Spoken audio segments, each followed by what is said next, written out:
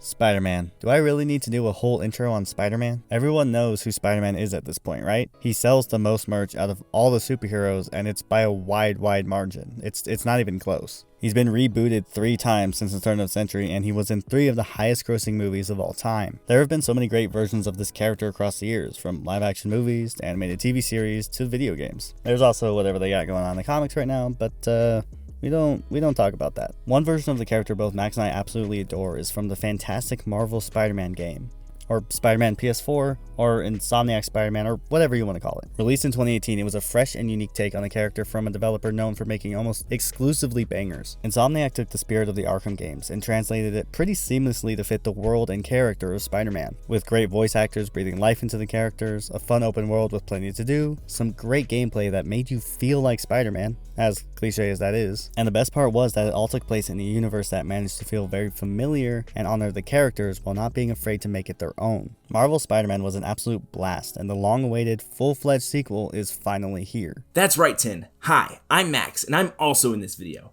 Now, technically, Spider-Man PS4 already had a sequel thanks to the Miles Morales spin-off game released in 2020, and that game is great, don't get me wrong. But this one is an actual sequel. It even has a 2 in the title and everything. Here on Tin and Maxx, we love all things video games and all things comics, so of course we had to cover this game. So we did. Tin and I ignored the actually important parts of our lives for 2 days, and we played through the whole story, pretty much non-stop like real gamers. In this video, we're going to talk about all the things we loved and honestly some of the things we didn't. There'll be some spoilers for the main story, but we will give you plenty of warning before we get into those parts of the game.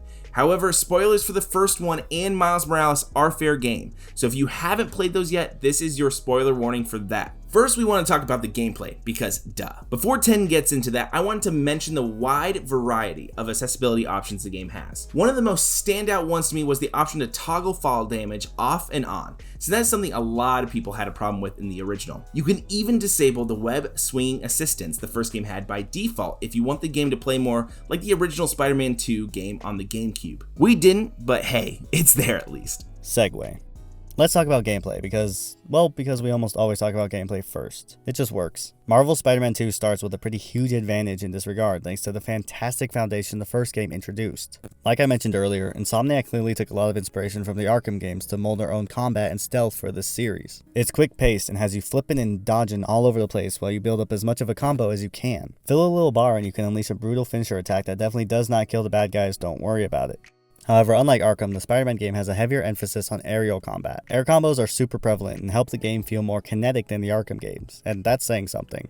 I mean, you're Spider-Man after all, so it makes sense, and it's fun as hell. Naturally, Spider-Man 2 carries this combat system over, but not without some new twists and tricks. For one, you can now parry enemy attacks, which plays an important part in most fights, especially the boss fights, which overall are better than the first 2 games. Definitely better than the first game. For me, the parry was tricky to get the hang of at first, since the previous 2 games didn't have one. I was pretty bad at it, to be completely honest, but once you get used to it, it adds so much to the combat and is a welcome addition to the game. On top of that, Pete and Miles now have unique abilities to use in combat that play off of their different skills and powers. Pete's skills all use either his metal spider arms or the symbiote, while Miles's are all based on his venom powers. You can have 4 abilities equipped at any one time, and you can switch them out with at least one other ability as you unlock them throughout the story. Some of Miles's abilities are even carried over from his game, like the Venom Dash that was one of my favorites, and I was glad to see it return. Pete's abilities are all completely new, and the use of both the arms and the symbiote gave him an excellent level of variety. The gadgets from the previous game returned, but there are only 4 of them this time around, and that felt like a bit of a step back at first. They are easier to use now thanks to the new control scheme, but unlike the abilities, you don't unlock more than these 4, meaning you can't swap any of the gadgets out with others to switch things up. The gadgets themselves are all pretty great though, so I think it ends up balancing out in the end, even if I wish more of the old gadgets returned, like the impact web. Man, I love the impact web. Unsurprisingly, the open world returns, and it's double the size of the last game since it features double the amount of Spider-Man flipping about. While free roaming, you can switch between Pete and Miles at any point instantly, with both of them being playable in certain side stuff, and other side stuff being exclusive to one or the other. The main missions don't give you any freedom to pick spider people, but I think it makes sense for the type of story they're going for. In a similar vein to the first game, I think the open world side content stuff and your enjoyment of them is going to depend on how much you vibe with the combat and the traversal. Oh yeah, that has also gotten some upgrades, by the way, like the web wings, which make speeding through the city faster than ever. The side content isn't necessarily anything revolutionary when it comes to open world games, but they all fit in neatly with the gameplay loop. The rewards for doing them feel like they have a greater impact too, and are better tied to the progression, so you are encouraged to keep up with them. Max and I neglected them quite a bit to get through the story faster, and it made the late game harder than it probably should have been. I could for sure see them being tedious if open worlding like this isn't your scene. You might not enjoy doing all the random crap like shooting virtual wasps and taking pictures of shirtless dudes wearing Spider-Man masks. I personally enjoyed it enough to 100% the game, but a big part of that is my love for the characters and the overall gameplay, so, keep that in mind. If you played the first game, then use that as a baseline for this one, since I feel they are more or less on the same level. Speaking of level, let's finally talk about the story. Okay, I know that wasn't a smooth transition, but Tin just said the word segue earlier, and this was definitely better than that. Actually, wait, there is one more gameplay thing to talk about before we go further. I'm just gonna rip the band-aid off. The MJ stealth missions are back. Now hold on, before you get too upset, because they are actually good now. I mean, for one, you start with all the tools she got in the first game, like the lure and the super taser, and that's already a step up from the old ones. Getting spotted is no longer an automatic game over, which is just so good. And MJ is kind of a beast now. Look at her just run up on this guy and tase the heck out of him. Hanging out with Silver Sable must have really paid off. These stealth sections are also way better utilized and implemented into the story this time around. And the best part is they don't overstay their welcome. There is one specific section where you play as her that makes it all worth it. Not gonna spoil that here, but trust me, it's awesome. Might be one of the coolest parts of the game, and that's saying something. There are a lot of cool parts of this game, and the story kept managing to surprise Tin and I. Even as we tried to guess everything that would happen, much like the first game, Insomniac did an incredible job of taking inspiration from the comics and other Spider-Man stories and using it to make a completely distinctive narrative. This game just further proves that Insomniac cares a lot about this world and its characters, and managed once again to give the player something special when it comes to the story. The combat and swinging through the city and stuff is all great, but the highlight might just be the story, especially if you're a Spider-Man fan. There have been plenty of adaptations of the symbiote story before, but this one does a lot to stand apart. I mean, even Miles being a part of the symbiote storyline at all is a massive difference from all the other adaptations. So even if you think you know what's going to happen in this game, there will 100% be something in this story you did not see coming. You didn't see it coming. Basically, Tin and I loved the story. If you haven't figured that out by now, I think it's for sure worth checking out for yourself. But there's still some stuff I want to talk about in spoilers, so this is your spoiler alert. Spoilers are fair game until this time code up on the screen right now. Skip to that if you want. Okay. So I just have to talk about some stuff that totally blew our minds. If you were wondering if Venom was playable in this game, then I have some great news for you. He is. It's just for one section, but it was totally insane in the best way and made me want a Venom spin-off game so badly.